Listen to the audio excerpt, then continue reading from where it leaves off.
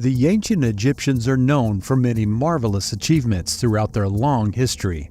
Their advancements in writing, engineering, and spirituality were pivotal in the evolution of humanity.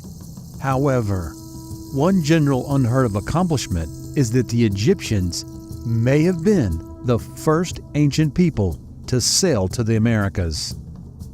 Could evidence discovered in the 19th and 20th century prove the dynastic Egyptians could reach the Americas thousands of years before Columbus? And is there enough evidence to suggest they found a colony in one of the United States' best-known national parks? Let's find out.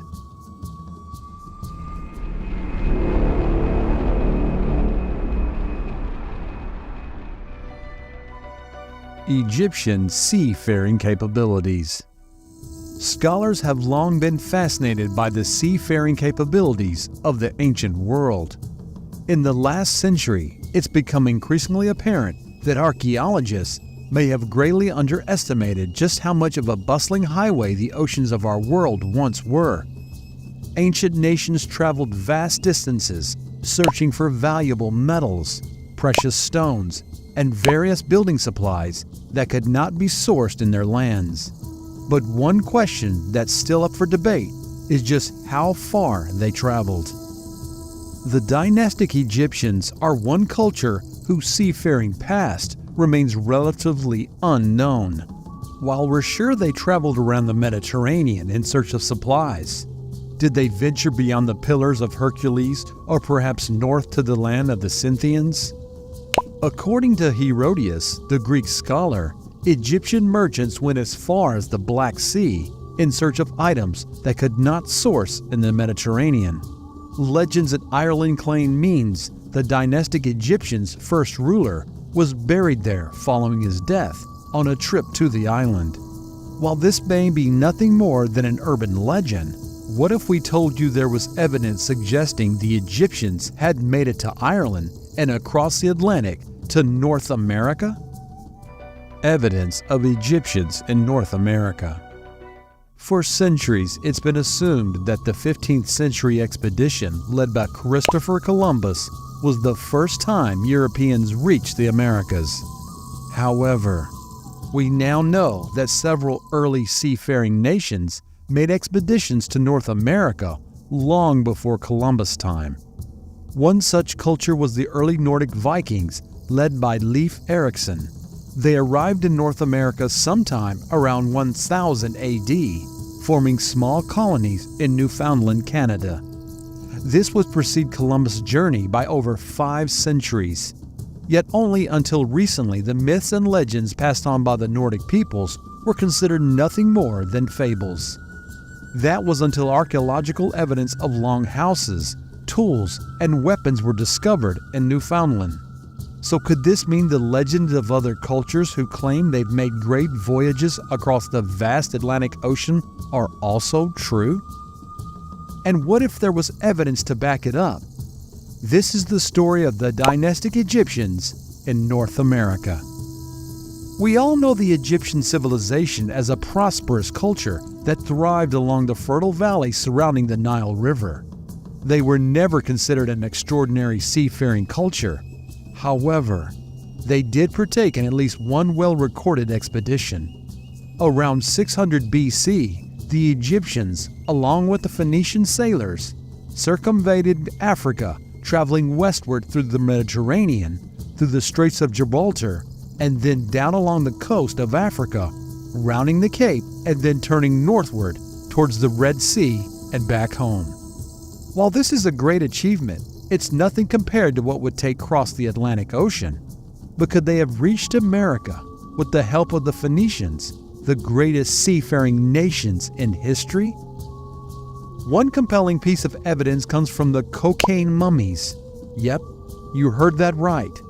In 1992, Dr. Svetlana Balbanova, a German toxicologist, found traces of cocaine in several different mummified bodies. One of the most famous examples was Henatayu, an Egyptian priestess of the 21st dynasty who lived around 1000 BC. You may be asking, well, What does finding drugs in an ancient mummy have to do with anything?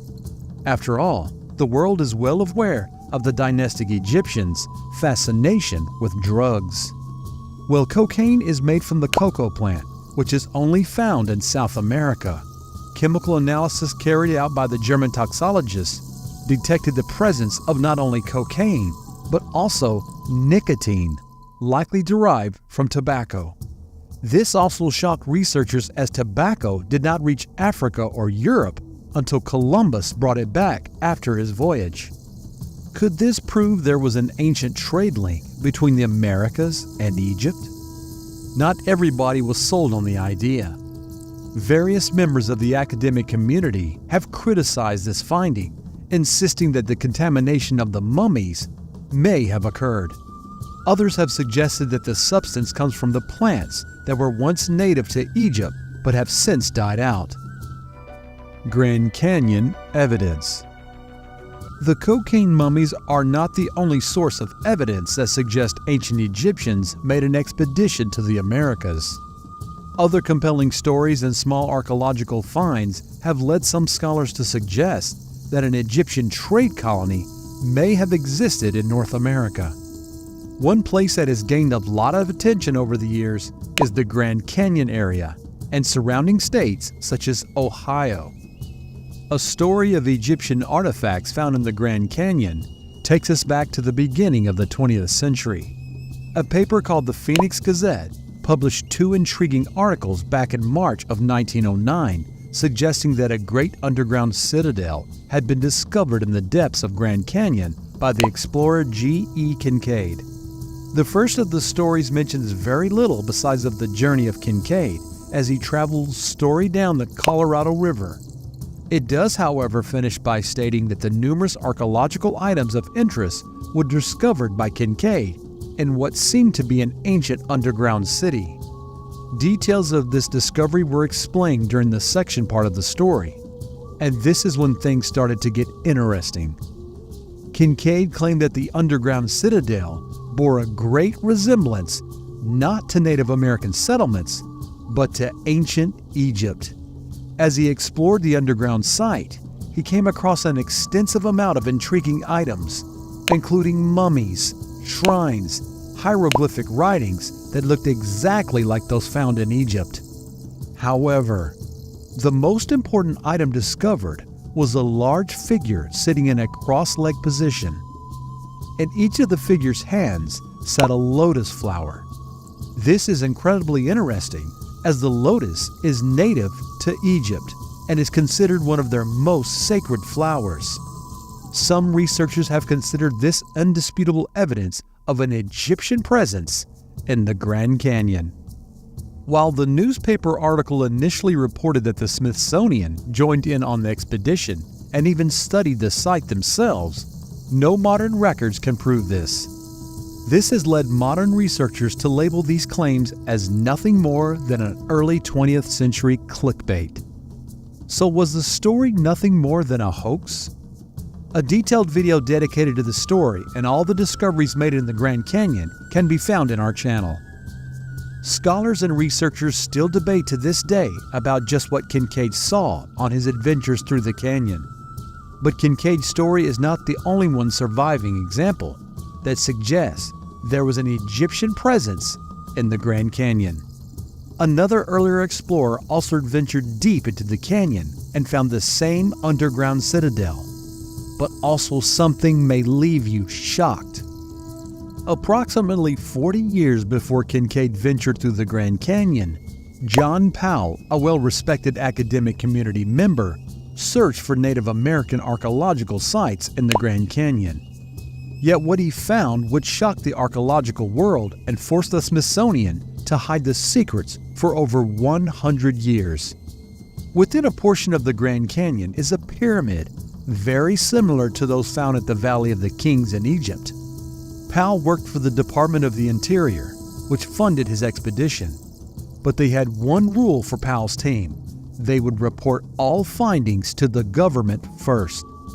This explained why the pyramid's discovery was hidden for well over 100 years until a report from the Smithsonian was finally published.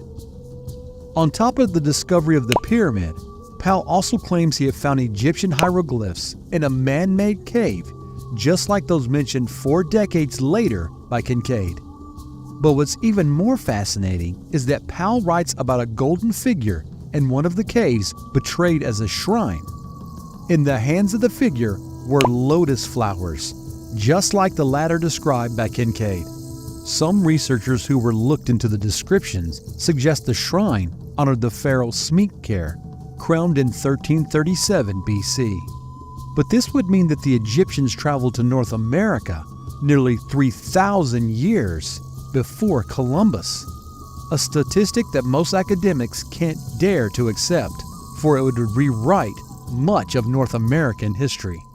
To further add to the mystery, the area where Powell made the discoveries is inaccessible to any civilian and is heavily guarded by American armed forces. Above this part of the Grand Canyon, the whole area is deemed a no-fly zone. This has led some researchers to suggest whatever's hidden is this part of the Grand Canyon is so mysterious that the U.S. government wants no one to find out about it. Suppose we use the reports provided by both Powell and Kincaid. In that case, it's clear that some ancient civilizations inhabited large parts of the Grand Canyon, carving underground cities and a vast network of tunnels.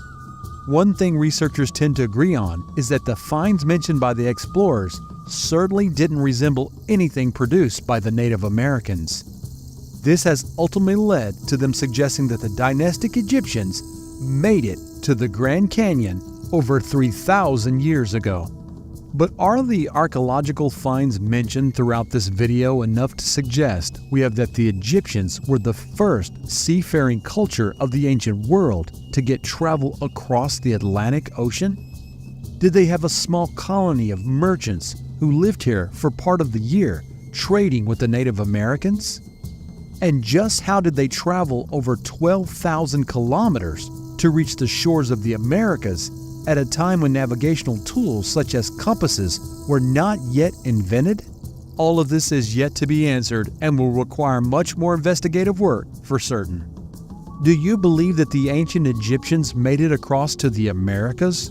Or should we be looking for the origin of these mysterious finds among the native peoples of the region?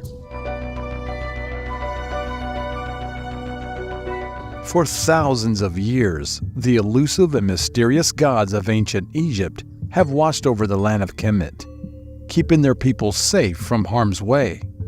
Of all the deities, none are held to such a high esteem as Ra, the god of the sun. Join us in this video as we venture back to a time before the creation of the Great Pyramids, prior to the construction of the elegant temples that dot the Nile's valleys, to a period when the gods themselves walked through the sands of Egypt.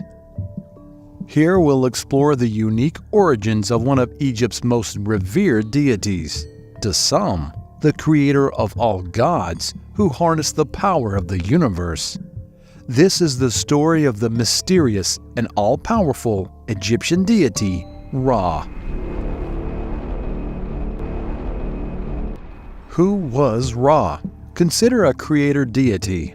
Ra is one of the oldest and most powerful ancient Egyptian gods. According to legends, he is said to have been self-created, a god who formed himself from the vast nothingness during a time before the universe. Every other deity in the Egyptian pantheon is considered a direct descendant of him. In ancient times, Ra's name was associated with the sun. But as with most deities, he had more than one name. Sometimes he was referred to as Amun-Ra, Khepri, or Adam. Each of the individual names was associated with the various aspects of Ra's totality. As time passed in Egypt, new dynasties would create new names for older deities as they assimilated them into distinct belief systems. Ra was undoubtedly the most famous of all Egyptian deities of old. He was the god who presided over the sun, allowing the rays to bring forth a bountiful harvest. Ra was also considered the king of kings and the one who could bring forth order. The god was depicted in various forms, often represented by a solar disk. Another common depiction witnessed on the hieroglyphic inscriptions was a man with the head of a falcon. It is thought that the worship of Ra first arose in a town known as Inu. To the Greeks, this was the fabled Heliopolis, otherwise known as the city of the sun god. Today, this ancient settlement is found in a northern suburb of Cairo. But just where did this powerful deity come from? And what did ancient Egyptian texts tell us about the creation of the god of the sun?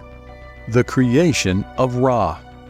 The creation myth of Ra was likely been in circulation for thousands upon thousands of years in Egypt. Sources can be found in the pyramid texts, tomb wall decorations, and other hieroglyphic writings which date back to the Old Kingdom over 4,000 years ago. While there are undoubtedly various renditions of the legend, the majority begins as follows.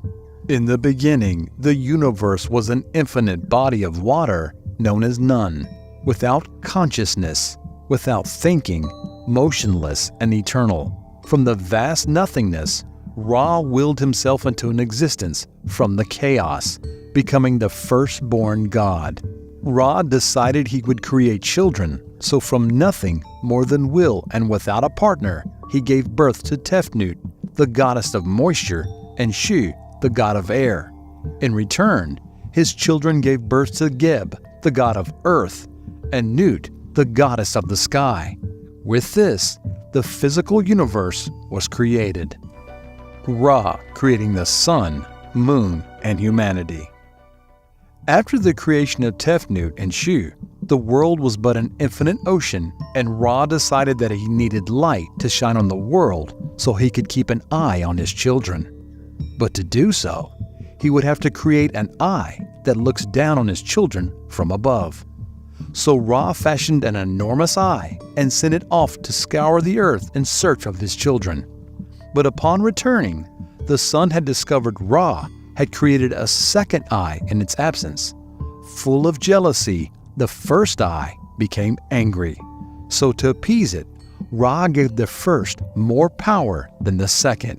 Thus, the first eye became the sun, and the second became the moon. Now that the world was created, Ra continued to allow gods to multiply, and celestial bodies began to fill the night sky. Eventually, humanity was created from the tears of Ra. As eons passed, however, Ra became displeased with this ungrateful race of humans who walked the earth. When he learned of the plots put in place by the humans against him, he decided that a drastic action must be taken. Ra gathered the other gods in council, and they concluded that humanity must be destroyed.